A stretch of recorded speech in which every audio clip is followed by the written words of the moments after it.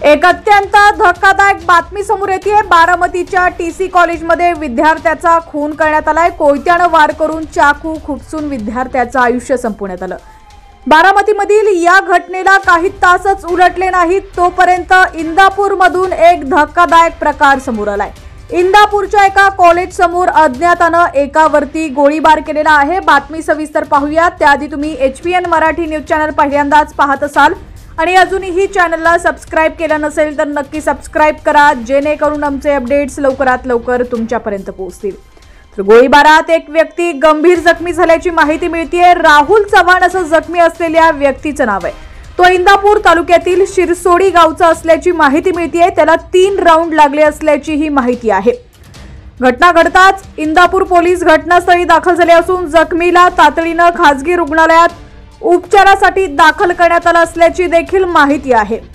एक अज्ञात व्यक्ती दुचाकीवरून आला। त्यानं 3 ते 4 राऊंड फायर केले। त्यापैकी 3 राऊंड फायर समोरील व्यक्तीला लागले आणि यात समोरील व्यक्ती गंभीर जखमी झाल्याची प्राथमिक माहिती सध्या मिळत असून इंदापूर पोलीस घटनास्थळी दाखल झाले। ज्याच्यावर गोळीबार झाला त्याला तातडीनं रुग्णालयात उपचारासाठी दाखल करण्यात आलेला आहे।